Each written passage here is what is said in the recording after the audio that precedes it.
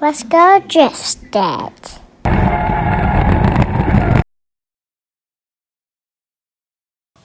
Hey guys, I'm the Drifting Dad. Today I'm finally back in the garage doing some work on the RX7 and cleaning it up. Here's the completed FC Knuckle on an FB RX7. I wanted to show everyone what the steering angle and everything looks like. So you can see here, this is actually an FC top hat. What you need to do to get this to fit is just enlarge these holes, slot them using like a Dremel or something like that. And then these come in right here. So this is ISC N1 Coilover. They've been great coilovers, super adjustable. They come with the camber plates and everything. Here, you can see there's the... And the other nice thing too is that these coilovers go super low. So, see, I still have a bit to go, and this thing is like really low when it's on the ground. Here we go without the tire on. You can see how the brake and everything bolts up. So what I've got here, these are stainless braided lines from Fragola.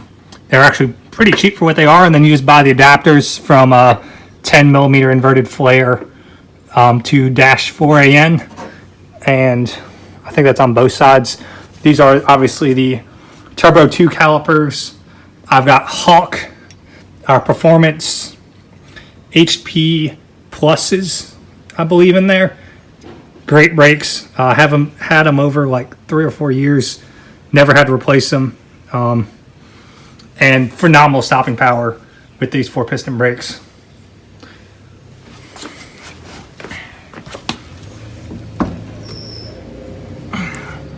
So you can see here, this is kind of more of the detail, probably a little hard to see, but you can see I've got a custom control arm and then spherical bearing, and this is all bolted through with some spacers. I have cut the knuckle and shortened it as well for more angle. I'll show you the angle I get. So you can see here, it's probably hard to see,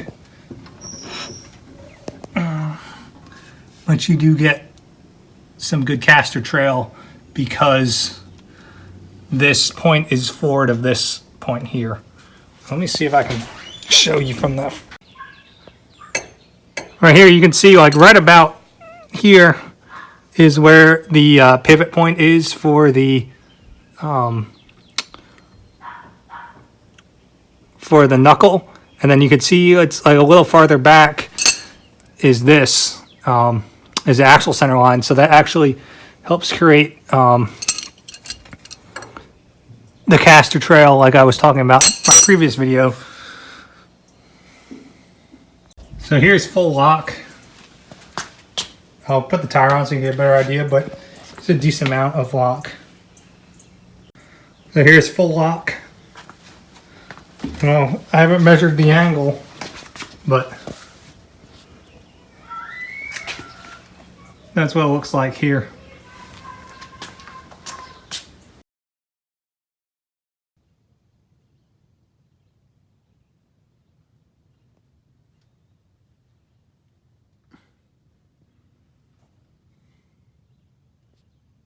This control arm has a crack as well.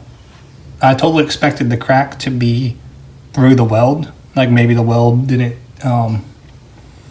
have good filler or contaminant or something, but you can see it actually cracked next to the weld, which is going to happen when the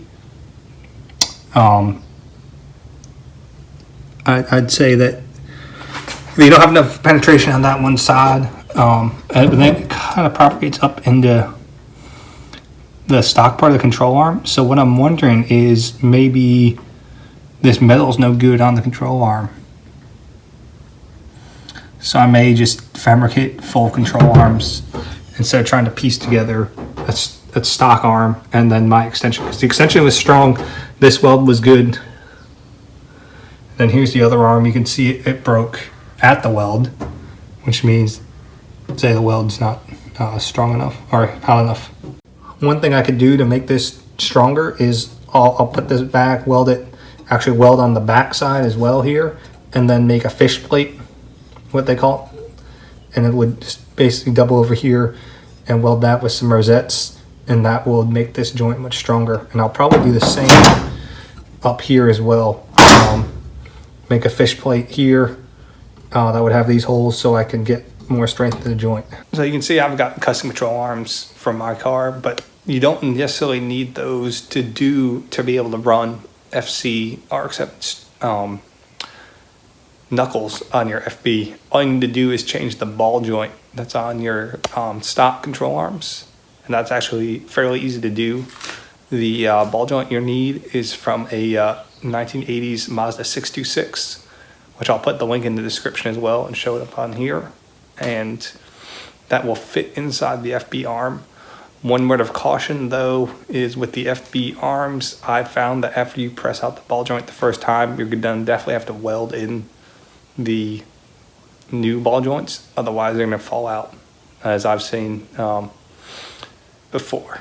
And you need that ball joint because this is not tapered, whereas like the FB is a taper, just like a S13 knuckle. This is like a straight with this bolt here to hold it up together, like a pinch bolt. And the Mazda 66 ball joint has that ability. All of this would look the same. You'd have to enlarge the pieces for the camber plate or use a camber plate for an FB. Obviously I'm using extended control arms for my angle kit, but the FC knuckles will fit perfectly fine on a stock length control arm as well. And I don't know exactly what offset wheel you would need, but I'm sure there's plenty of available wheels that you can get that would work with the 5-lug hub. The big advantage you get with going to the FC knuckles, obviously you get the ability to put either, I think there's more available like high performance struts that you could get and use with like lowering springs or the conventional spring.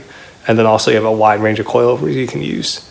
Another advantage is you have the 4-piston brakes, and a 5-lug hub.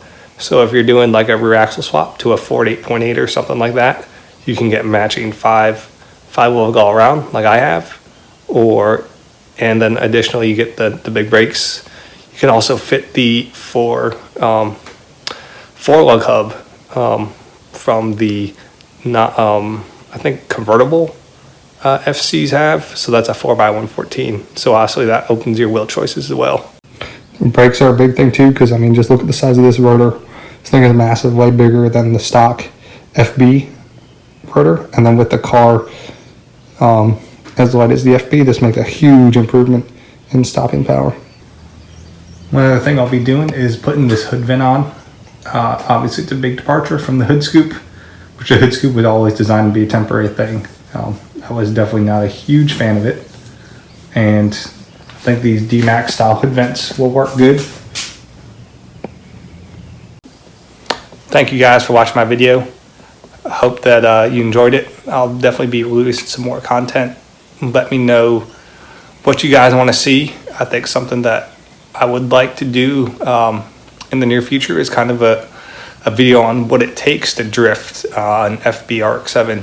Maybe the setup techniques, preparation, probably just something like maybe on the minimal things that you need, because obviously when I started I didn't have all of the modifications I've done now, and it's definitely still possible to drift a fairly stock FB. If you like what you see, please check me out on Instagram, and now I just got Facebook as well, and definitely hit the subscribe button if you want to see more. Thanks for watching.